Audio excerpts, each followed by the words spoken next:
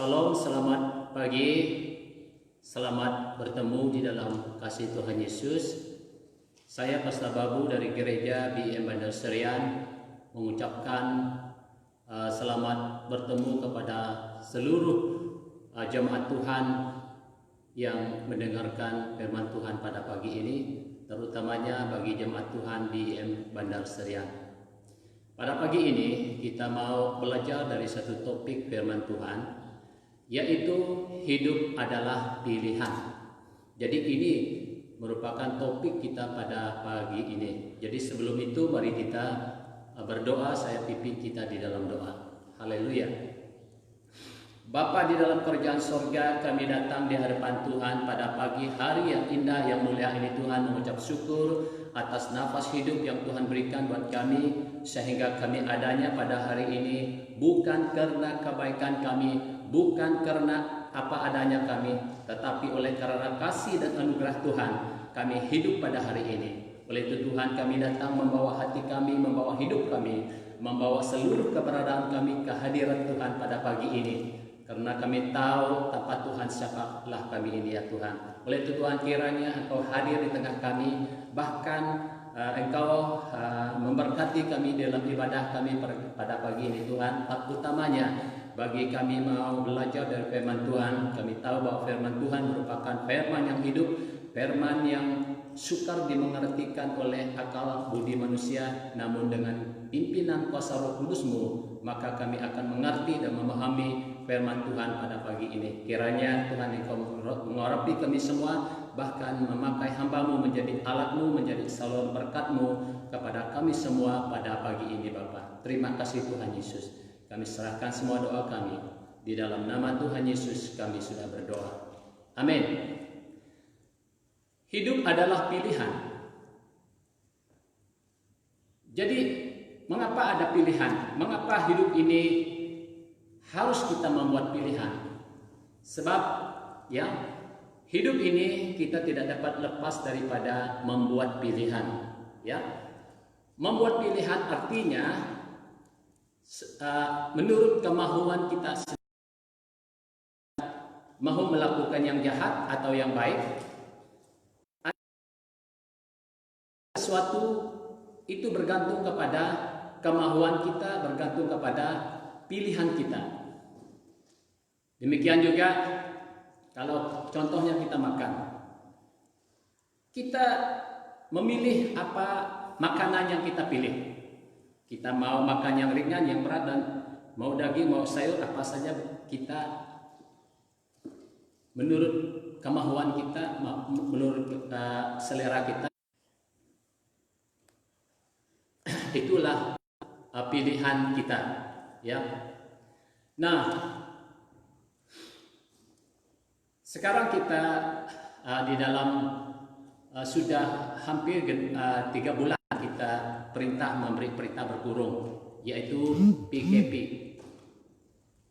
Jadi perintah ini adalah supaya kita tinggal diam di rumah karena penularan COVID-19 yang telah melanda dunia sekarang ini. Maka itu perintah memberi arahan supaya seluruh rakyat Malaysia diperintahkan supaya kita berkurung di rumah dalam jangka waktu yang telah ditetapkan. Nah, walaupun demikian masih banyak orang mengingkarinya. Nah, ada juga yang mengingkarinya. Kenapa? Sebab dia yang membuat pilihan, sama ada menaati kepada individu atau orang itu sendiri. Jadi demikian juga ya bagi orang bujang atau orang yang masih perawan, yang masih mau mencari teman hidup, sudah pasti juga Anda membuat pilihan. Sama ada Anda memilih orang yang gemuk, yang kurus, yang cantik, atau bagaimanapun yang tinggi, berdasarkan sesuai dengan kemauanmu sendiri, yaitu Anda membuat pilihan. Membuat pilihan artinya Anda pilih yang mana yang engkau mau berdasarkan kemauanmu, itu namanya pilihan. Jadi oleh itu pada pagi ini topik kita adalah hidup adalah pilihan. Oleh itu mari kita baca dulu dalam beberapa ayat firman Tuhan. Kita baca di dalam Kejadian pasal 7 yang berbunyi demikian. Kejadian pasal 3 ayat 1 hingga 7 yang berbunyi demikian. Adapun ular ialah yang paling cerdik dari segala binatang di darat yang dijadikan oleh Tuhan Allah. Ular itu berkata kepada perempuan itu, tentulah semua pohon dalam taman ini jangan kamu makan buahnya, bukan?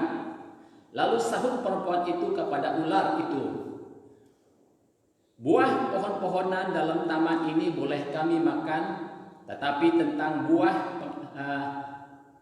pohon yang ada di tengah-tengah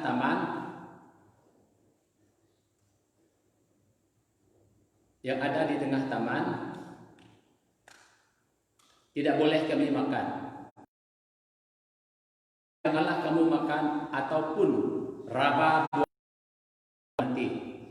Tetapi ular itu berkata kepada perempuan itu, sekali-kali kamu tidak akan mati. Tetapi Allah mengetahui pada waktu kamu memakannya, matamu akan terbuka dan kamu akan menjadi seperti Allah, tahu tentang yang baik dan yang jahat. Perempuan itu melihat bahwa buah pohon itu baik untuk dimakan, kelihatannya. Lagi pula pohon itu menarik hati karena memberi pengertian. Lalu ia mengambil dari buahnya dan memakannya, dan diberikan juga kepada suaminya yang bersama-sama dengan dia, dan suaminya pun memakannya. Maka terbukalah mata mereka berdua dan mereka tahu bahwa mereka telanjang. Lalu mereka memet daun pada pohon ara dan membuat cawat. Nah, ini Adam dan Hawa merupakan manusia yang pertama diciptakan oleh Allah, ya, oleh Tuhan. Jadi Adam dan Hawa merupakan manusia yang paling istimewa daripada segala ciptaan Tuhan. Kenapa? Sebab manusia diciptakan menurut rupa dan gambar Allah sendiri. Jadi ada sesuatu yang dia memiliki akal sehat, dia memiliki kemahuan, dia memiliki kebebasan untuk memilih, untuk melakukan sesuatu berdasarkan apa yang dia mahu. Jadi oleh itu kita lihat Tuhan setelah Tuhan menciptakan keduanya, lalu menempatkan mereka di Taman Eden, lalu berfirman kepadanya, semua pohon di dalam taman ini kamu boleh makan buahnya, tetapi jangan makan pohon yang ada di tengah-tengah taman itu. Apabila kamu makannya, kamu akan mati, kata Allah kepada keduanya. Jadi pada waktu itu kita lihat iblis mendengar apa yang dikatakan oleh Allah kepada Adam dan Hawa. Lalu iblis memutarbalikkan firman Tuhan tadi, lalu datang menyapa kepada Hawa dan Adam. Lalu dia berkata dengan perkataan yang sangat-sangat licik sekali, yaitu dan berkata, tentu Allah berfirman kepadamu, semua pohon-pohon ini tidak boleh kau makan buahnya, bukan? Katanya. Jadi bayangkan betapa liciknya iblis, dia memutarbalikkan firman Tuhan. Sedangkan Tuhan berkata, semua pohon ini boleh kau makan dengan bebas, tetapi hanya satu di tengah tak boleh dimakan. Tetapi iblis berkata, semua pohon ini tidak boleh dimakan. Nah, lalu Hawa menjawab dia, oh tidak kata Hawa. Semua pohon ini boleh kami makan, tetapi yang di tengah-tengah itu kamu tidak boleh makan. Apabila kami makan, kami akan mati, kata Allah, katanya. Nah, disinilah peluang iblis sekali lagi berkata kepadanya, sekali-kali tidak, kamu tidak akan mati. Sebab apabila kamu memakannya, Allah tahu bahwa kamu seperti Allah, katanya. Kamu cerdik dan bijak seperti Allah dan tahu yang jahat yang buruk. Jadi oleh itu Hawa melihat buah itu sungguh menarik hati untuk merasainya.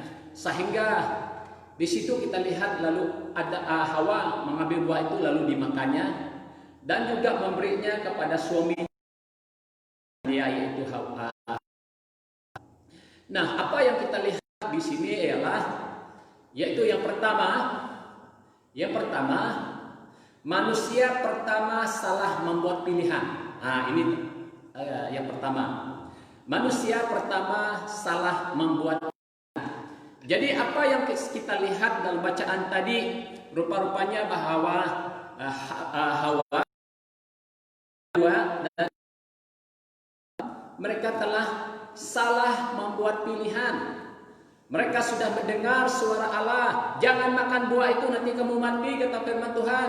Tetapi mereka mendengar suara iblis, tidak, kamu tidak mati, kata iblis. Lalu apa yang dibuat oleh kedua manusia yang pertama ini? Mereka cenderung mengarahkan telinga mereka mendengar suara iblis daripada suara Allah yang melarang mereka.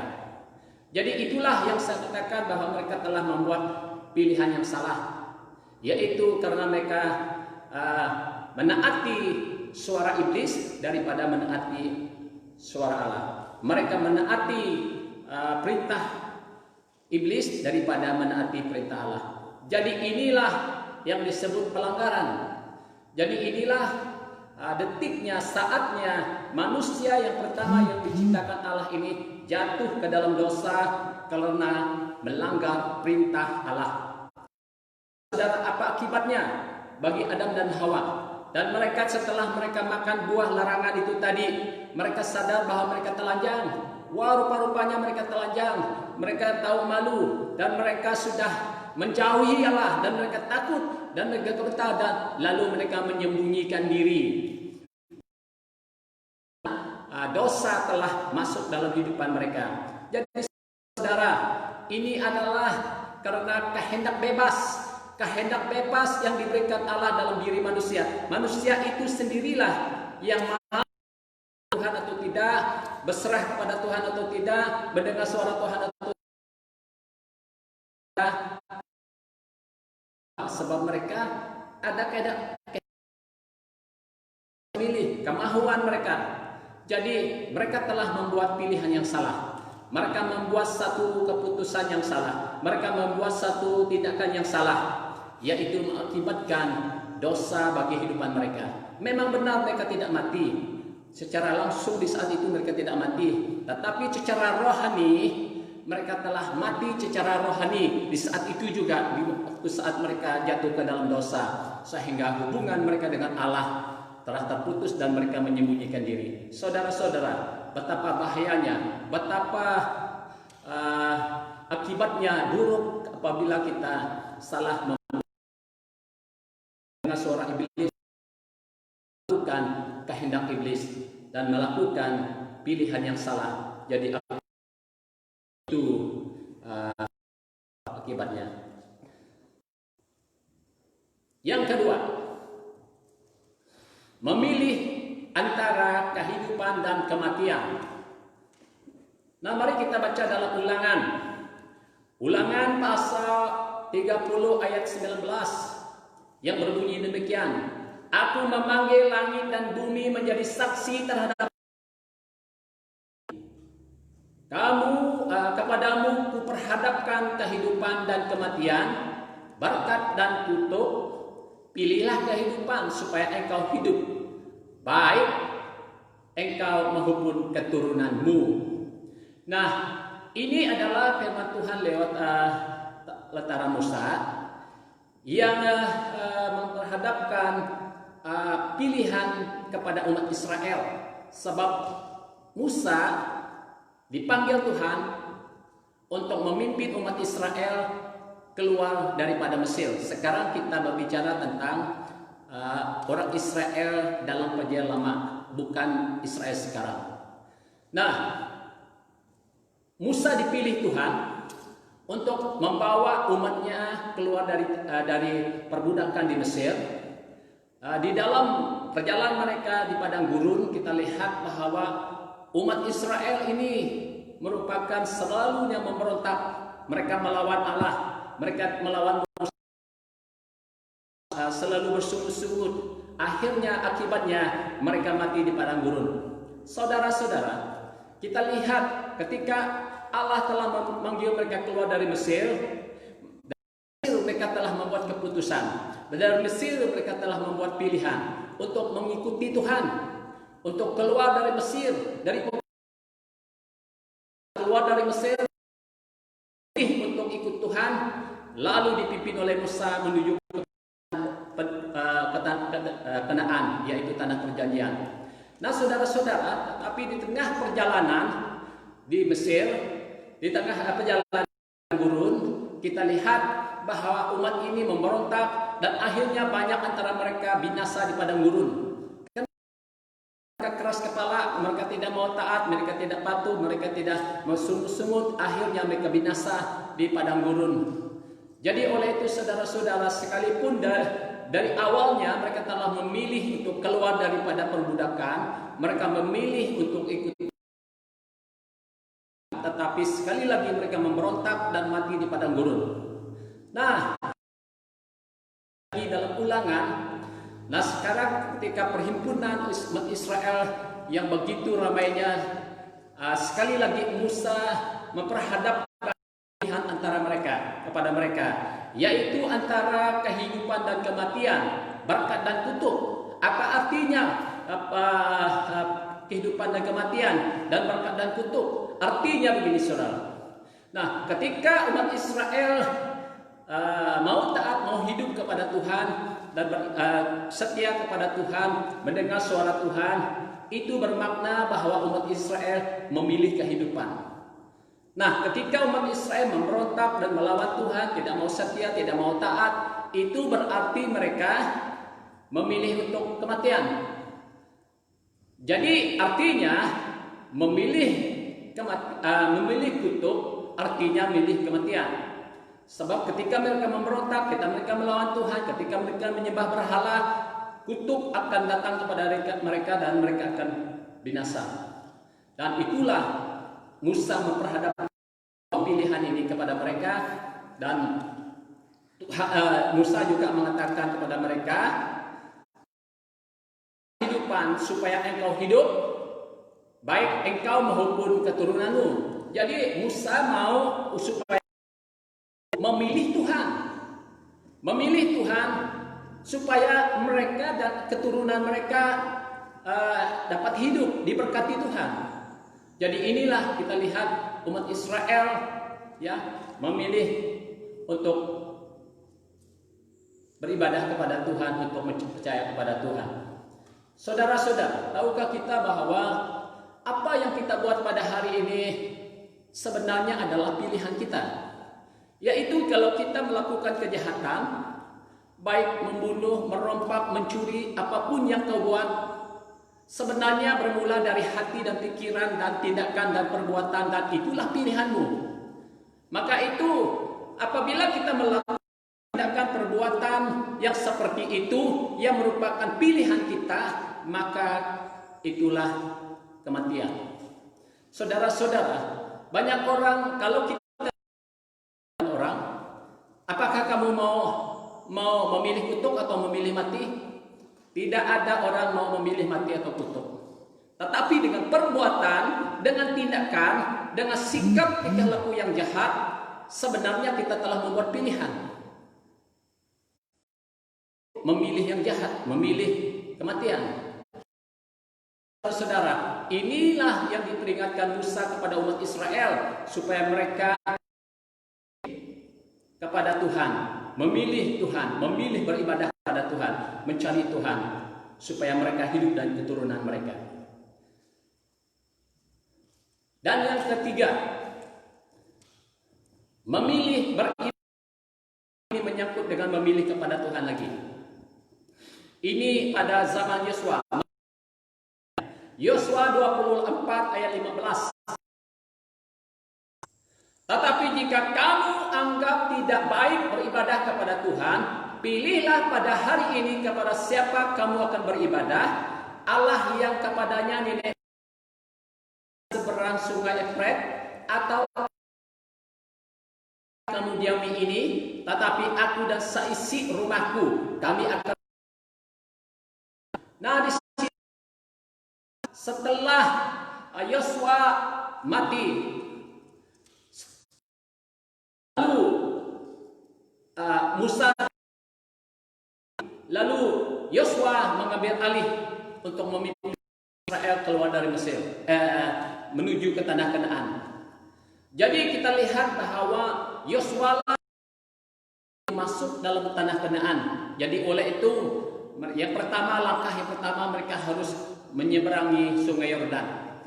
Satu cabaran yang amat berat dipimpin oleh Yosua, yaitu menyeberang Sungai Yordan. Tetapi oleh karena ketaatan, kepatuhan mereka kepada Tuhan, maka Sungai Yordan atau Sungai Yordan. Nah, di situ kita lihat setelah seluruh daerah Kanaan ditawan oleh umat Israel, dan akhirnya mereka menetap di tanah Kanaan, tanah perjanjian. Nah, setelah itu lama selepas itu Yosua sudah, dan Yosua meninggal, dan dia sempat menggugurkan seluruh umat Israel, dan sekali lagi Yosua memperhadapkan Israel, yaitu dengan berkata kepada mereka, pilihlah pada hari ini kepada siapa kamu beribadah, Allah yang di Sungai Efrat, atau Allah orang Amori di negerinya yang tempat kamu diam ini, katanya. Tetapi aku dan seisi rumahku kan. Jadi di sini kita lihat bahwa pilihan ini sekali lagi diperhadapkan kepada umat Israel supaya mereka membuat pilihan. Sama ada mereka mau menyembah kepada berhala, sama ada mereka menyembah kepada Allah asing, atau menyembah kepada Allah yang membawa mereka Allah Ibrahim, Ishak dan Yakub, sehingga mereka boleh tinggal menetap di tanah Kanaan. Itu terserah kepada pilihan mereka. Nah, di sini kita lihat bahwa Yosua juga mengatakan, kami beribadah kepada Tuhan. Kita lihat Yosua, dia beribadah kepada Tuhan bukan seisi keluarganya, seisi rumahnya. Dia tetap setia sampai bila-bila, sampai mati Yosua tetap beribadah kepada Tuhan. Karena kita lihat bahwa orang Israel tadi, di mana mereka ini, apa yang terjadi kepada umat ini, itu mereka ada juga kehidupan mereka sudah hancur oleh karena penyembahan berhala, karena mereka telah jatuh dalam dosa, berbagai dosa, oleh karena mereka beribadah kepada Tuhan.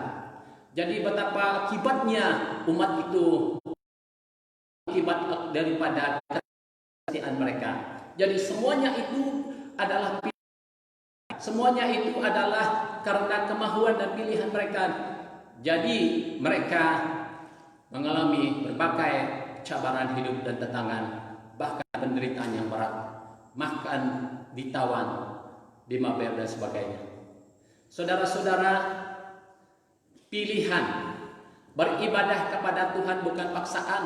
Beribadah kepada Tuhan, saudara-saudara, memang mungkin kita berkata begini, saya Kristen, saya percaya kepada Tuhan, saya beribadah kepada Tuhan. Tapi beribadah kepada Tuhan, benarkah kita orang Kristen? Tapi jika hidup kita tidak sesuai dengan kepercayaan kita, tidak sesuai dengan apa yang kita imani, maka sebenarnya kita tidak sungguh-sungguh di dalamnya. Oleh itu saudara-saudara, mari kita hidup benar dan hidup takut setia kepada Tuhan, sebab ibadah kepada suatu perkara yang Tuhan mahukan, persekutuan sama Tuhan bagi orang yang percaya.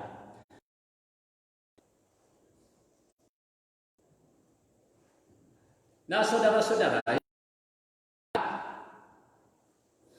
percaya kepada Yesus adalah pilihan yang tepat.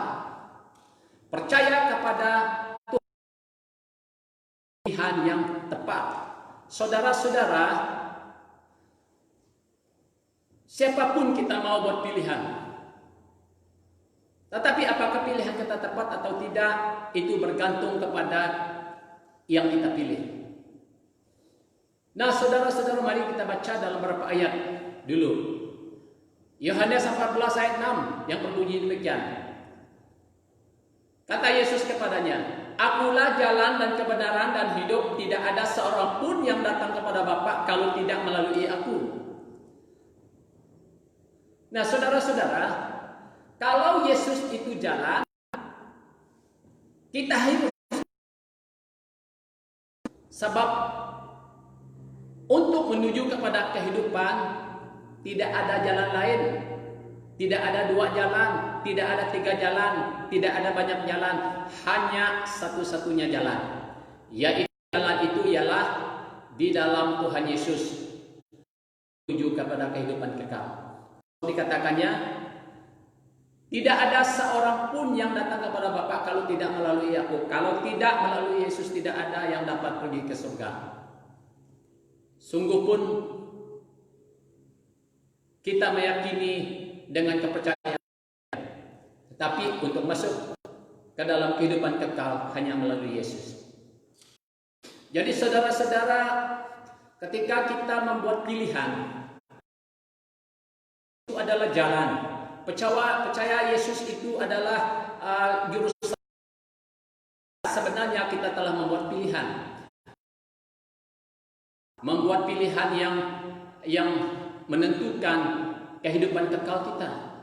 Jadi oleh itu Yesus adalah kehidupan kekal.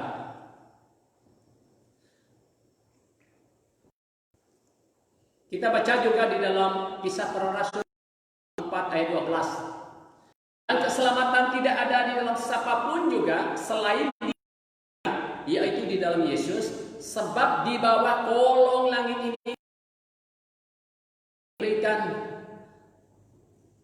nama lain yang olehnya kita dapat lain selain nama Yesus saja yang dapat menyelamatkan kita.